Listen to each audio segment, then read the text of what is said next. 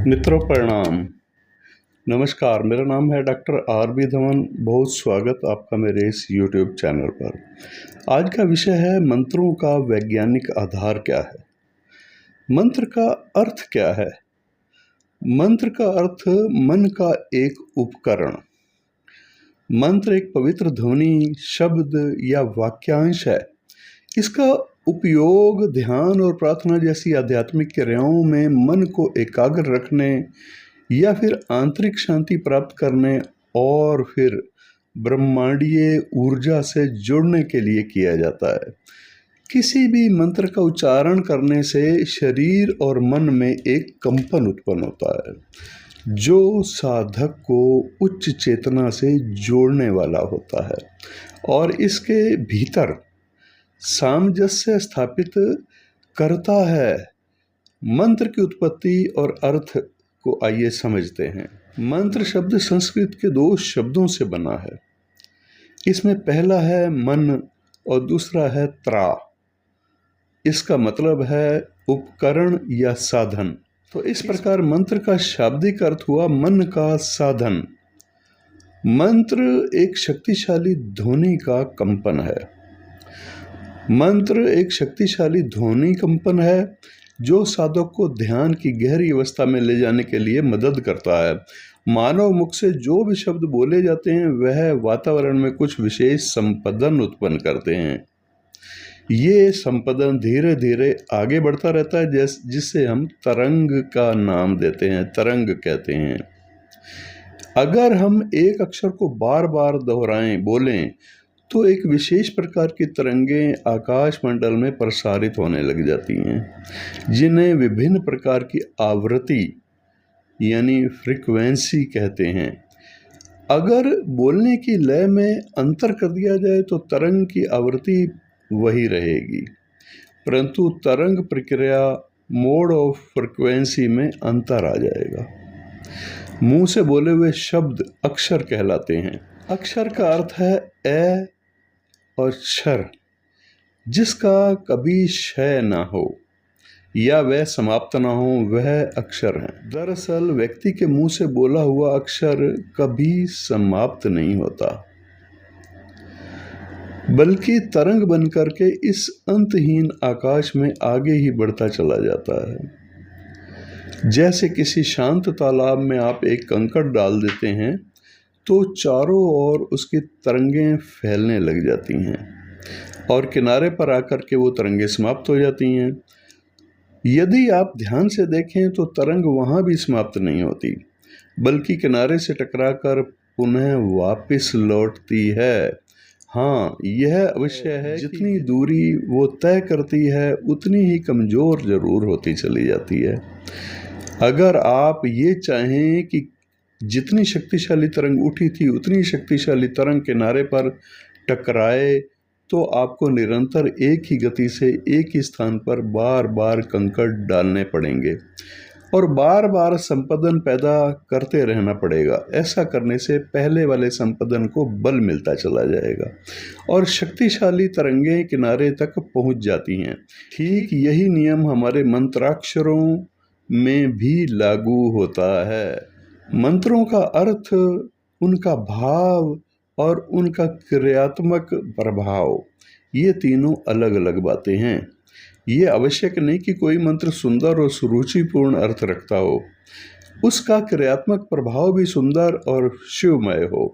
कोई मंत्र ऐसा हो जिसका कोई अर्थ ना बनता हो तो उसकी क्रिया तो होगी ही, परंतु उसका कोई क्रियात्मक प्रभाव नहीं होगा। ये सब विवरण मंत्र तरंग की वैज्ञानिक प्रसारण प्रक्रिया के अंतर्गत आते हैं। तरंग प्रसारण प्रक्रिया के वैज्ञानिक सिद्धांतों को समझने के लिए कुछ भौतिक सिद्धांतों को जानना होगा। पृथ्वी स्वयं एक चुंबक है और अपना चुंबकीय क्षेत्र मैग्नेटिक फील्ड रखती है। उस चुंबकीय गुण के अंतर्गत ही गुरुत्वाकर्षण आता है। कोई भी चुंबक यदि गति करने लग जाता है, किसी भी प्रकार से कृत्रिम तरीके से हम उसको गति करवाते हैं, तो उसके चारों ओर एक विद्युत क्षेत्र पैदा होने लग जाता है।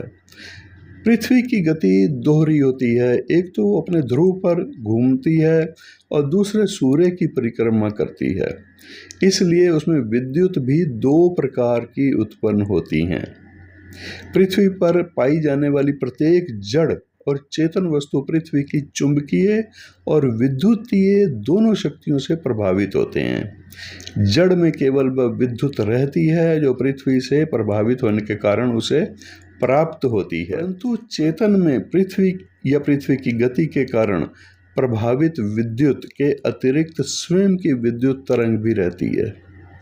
ये चेतन की आत्म तरंग सामान्यतः पृथ्वी के संसर्ग में रहने के कारण उसकी तरंगों के साथ मिलकर के निष्प्रभावी हो जाती है और चेतन का महत्व विद्युतीय और चुंबकीय दृष्टि से जड़ के समान हो जाता है।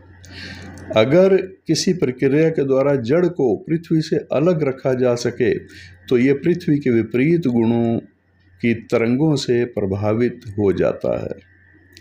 पृथ्वी के ऊपर बादलों में भी इसी प्रक्रिया से विद्युत तरंगें बनती हैं और वे तरंग युक्त होकर के इधर उधर उड़ते हैं। यदि हम चाहें जो विद्युत बादलों में है वह हमारे भवन को नष्ट ना करे तो हम सूची प्रक्रिया के आधार पर पृथ्वी के भीतर से भवन की पूरी ऊंचाई तक एक उष्म विद्युत सुचालक धातु की छड़ लगा देते हैं, जिसके कारण पृथ्वी की विद्युत इस छड़ के माध्यम से छड़ के अंतिम सिरे तक आकाश में रहती है और इस सिरे के पास से गुजरने वाले प्रत्येक वायु के अणु को यह अपने से विपरीत धर्मी विद्युत तरंग बना देती है।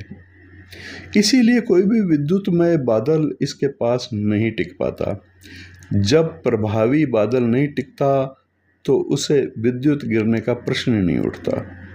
ये प्रत्येक नुकीली वस्तु का गुण है कि विद्युत प्रभाव नुकीले भाग पर ही अधिक होता है। बादल में दो प्रकार के विद्युत उत्पन्न होते हैं, एक पृथ्वी से प्रभावित होकर के और दूसरे उसके आपस में घर्षण से, जिसे घर्षण विद्युत कहा जाता है। प्रभावी विद्युत प्रत्येक जड़ चेतन पर प्रभाव डालती हैं जो पृथ्वी के गुरुत्वाकर्षण क्षेत्र के अंतर्गत हैं। आप जानते ही हैं कि विद्युत का कोई तार किसी धातु से छू जाता है तो पूरी धातु विद्युतमय हो जाती है, और अगर ये धातु न होकर के ऐसी हवा हो जो विद्युतमय कर ली गई हो तो इसके विद्युती गुण वही हो जाएंगे जो उस धातु के थे। हवा में ऐसी विद्युत तरंगें इसी आधार पर भेजी जाती हैं। जैसे कि जल में कंकड़ लगातार डालने से तरंगें लगातार बनती हैं और तरंगों की एक लय बन जाती है।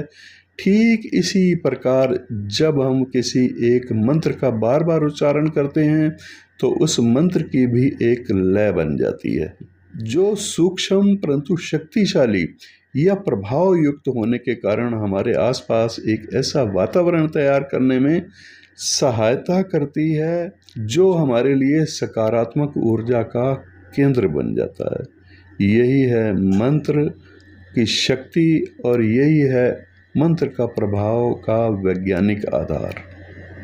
तो दोस्तों, वीडियो आपको कैसा लगा? वीडियो अच्छा लगा तो ज़रूर लाइक और शेयर कर दीजिएगा, और चैनल पर नए हैं तो अवश्य इन रहस्यमयी जानकारियों के लिए चैनल को सब्सक्राइब कर दीजिएगा। नमस्कार।